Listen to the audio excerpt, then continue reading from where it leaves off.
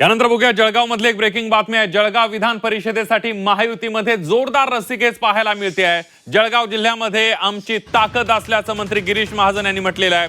शिवसेना भाजप यांच्यात रस्सीखेच सुरू आहे। विधान परिषदेच्या जागेवर भाजपनं दावा केलेला आहे। दरम्यान अंतिम निर्णय पक्षातील वरिष्ठ नेते घेतील असंही गिरीश महाजन यांनी म्हटलेलं आहे। शिवसेनेने सुद्धा जळगावच्या जागेवर दावा करत मैत्रीपूर्ण लढतीची तयारी केलेली आहे।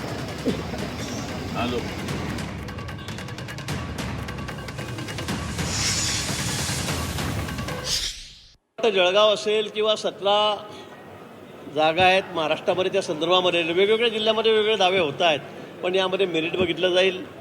या संदर्भामध्ये गेल्या 25-30 वर्षापासून ही जागा भाजपकडेच आहे। आमचं पूर्ण संख्याबळ त्या ठिकाणी आहे। आमची मागणी आहे आणि अनेक ठिकाणी भाजपच पहिल्या नंबरवर आहे। पण मला असं वाटतं आम्ही महायुतीमध्ये आहोत।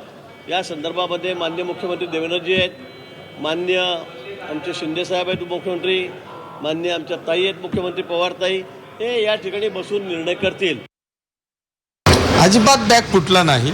आम्ही सगळेजण तयारीत लागलेलो आहोत।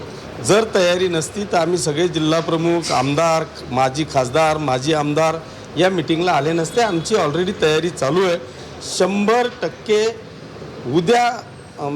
उद्या चर्चा झाल्यानंतर परवा फॉर्म भरताना तुम्हाला एक शिवसैनिक या ठिकाणी दिसेल।